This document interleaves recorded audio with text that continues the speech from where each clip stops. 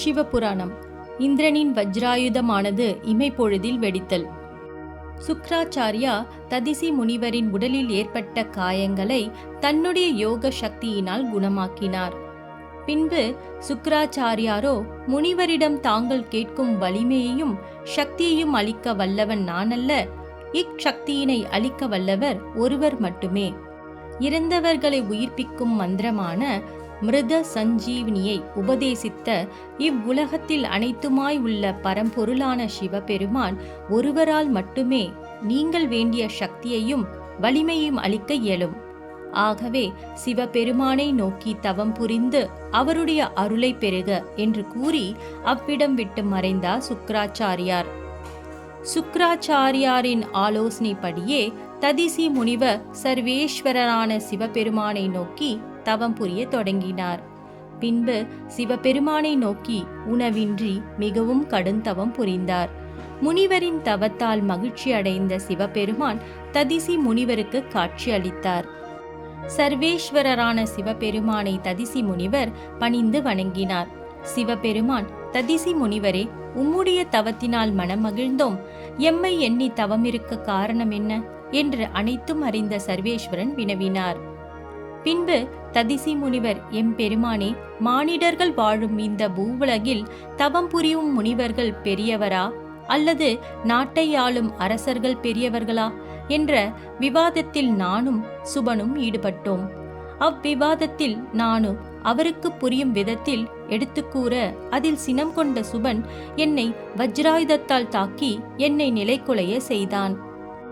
அதனால் நான் மிகவும் அவமானம் அடைந்துள்ளேன் என்றும், அதனால் தாங்கள் எனக்கு வஜ்ராயுதம் போன்ற எந்த ஆயுதங்களாலும் எந்தவிதமான படைபலத்தாலும் துன்பம் நேராத உடல் வலிமையை எனக்கு தாங்கள் தந்தருள வேண்டுகிறேன் என்றும் வேண்டினார்.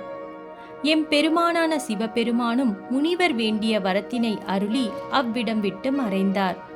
ததிசி முனிவரின் இந்த வரமே பின்னொரு காலத்தில் மாபெரும் பலம் கொண்ட ஆயுதம் உருவாக காரணமாகும் என்பதை அறிந்து அவர் வேண்டிய வரத்தினை அளித்தார் சிவபெருமான். சிவபெருமானிடம் தான் விரும்பிய வரத்தினை பெற்ற ததிசி முனிவர் சுபனின் அரண்மனையை அடைந்தார். சுபனை கண்டதும் தான் அடைந்த அவமானத்தால் அவரின் குரலானது அரண்மனையில் ஒரு சிங்கத்தின் கர்ஜனை போல் 8 திக்குகளிலும் பரவியது. அடே மூடனே, வஜ்ராயுதத்தம் இருக்கும் அகந்தையில் என்னை தாக்கினாயல்லவா?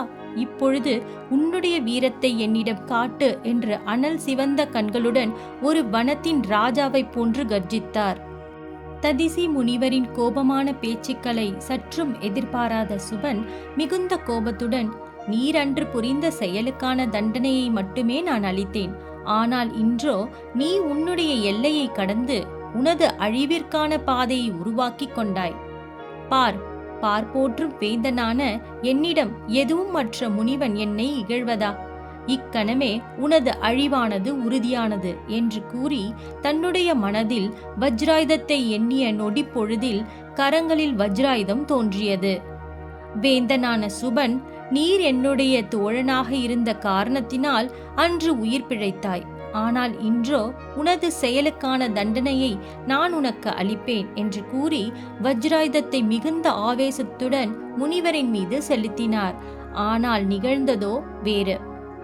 சுபனின் கரங்களில் இருந்து முனிவரை நோக்கி மிகுந்த ஒளியுடனும், அதாவது மின்னலை போன்று தாக்கிய வஜ்ராயுதம் முனிவரின் உடல் பலத்தால், அதாவது சிவபெருமானிடம் பெற்ற வரத்தால் வஜ்ராயுதமானது இமைப்பொழுதில் வெடித்து நொறுங்கியது.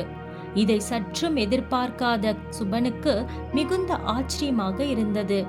ஏனெனில் எவராலும் அழிக்க இயலாத பலம் வாய்ந்த வஜ்ராயுதமானது முனிவரின் உடலில் பட்டதும் சிறு சிறு துண்டுகளாக சிதறி போனதைக் கண்டு ஆச்சரியம் அடைந்தார். அதே சமயத்தில் வேதனையும் கொண்டார் சுபன். இதை கண்டதும் ததிசி முனிவர், இவ்வளவுதான் உன்னுடைய பலமா என வாகை சூட்டிய வேந்தனை போன்று மனதில் இருந்த கவலைகளை எல்லாம் நீக்கி சுபனை கண்டு ஏளனமாக சிரித்துவிட்டு ததிசி முனிவர் தனது இருப்பிடத்தை நோக்கி புறப்பட்டார். சிறிது தூரம் சென்றதும், கவலை வேண்டாம், நான் என்னுடைய இருப்பிடத்தில் தான் இருப்பேன். எப்போது வேண்டுமாயினும் நீ உன்னுடைய படைபலத்துடன் வந்து என்னை சந்திக்கலாம் என்று இன்முகத்துடன் வெற்றி களிப்பில் கூறி தனது இருப்பிடத்தை நோக்கி பயணத்தை தொடங்கினார். முனிவரின் இச்செயலானது சுபனின் கோபத்தை மென்மேலும் அதிகப்படுத்தின.